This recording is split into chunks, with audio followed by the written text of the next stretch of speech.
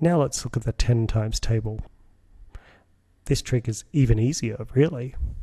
Yes, you can skip count in tens, and it is quite easy to do.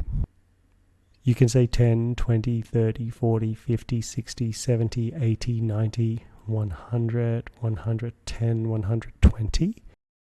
But if you did that using your fingers, by the time you get down to here or here, you would have counted 8 steps. So there's a much more simple visual trick that when you multiply any number by 10, you just add a 0. That's because that extra 0 represents the idea of it being 10 times more. So you have the 1, and then just add the 0. 10 groups of 2, when you add the 0, equals 20. 10 groups of 3, when you add the 0, equals 30. So here we've got the 4. If you wanted to think of 10 groups of 4, you just write the 4 and then add the 0. So any number that you multiply by 10, add a 0. Here is a 5. We're multiplying it by 10. So you write your 5 and just add the 0. 6 times 10, or 10 times 6. Remember, commutative property of multiplication, which means you could say 6 times 10 or 10 times 6. Multiplying a 6 by 10, just add the 0. 7 times 10, add the 0. 8 times 10, add the 0 to the 8. 9 times 10, add the 0 to the 9. 10 times 10, well, you've got a 10, so add the 0 to the 10. 11 times 10, well, you've got the 11, add the 0 to the 11. And 12 times 10, you've got a 12. You're multiplying it by 10, add a 0 to the 12. Quite simple, isn't it? I know a lot of people may know this, but some people don't. So it's a really fast and easy way to know your 10 times table. What if you had something that looked tricky, like 273 times 10? Surely that's too difficult, right? But it's not. You still just add the 0, and that represents that it's 10 times more. So this would equal 2,730. I just add the 0 to this 273.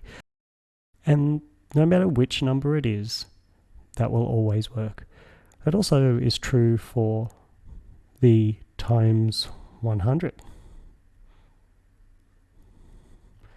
So if we add 100 times 7, you just add the 2 zeros and you would get 700. What if it was 1,000 times 7?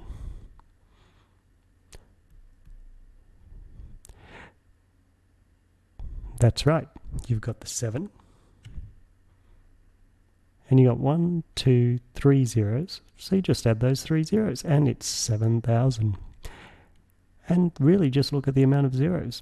What's really happening, though, is in these cases, you have, I'll just do it up here. Let's get rid of this, shall we? Whoops. In the case of 7 times 100, technically your decimal place is here. You've got a 7.0.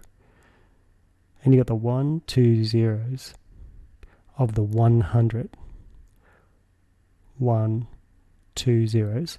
The decimal place is moving 1, 2 times, and it goes there. This ends up over there, and you have to put that extra 0. It's like putting an egg in an egg cup, and that's why you get the 700 that we got down here. What if it was the other example that we wrote. So we have the 7. It's really like saying 7.0. It's the same thing. But this time, we've got the 7 times 1,000, and with the 1, 2, 3 zeros. So what's really happening is, it's going 1, 2, 3 times. So the decimal moves to the right when you're multiplying base 10 numbers, multiplying by 10, 100, 1000. It moves to the right by the amount of zeros. Don't forget to put the eggs in the cup. So now the decimals move to here, not there, and the answer becomes 7,000.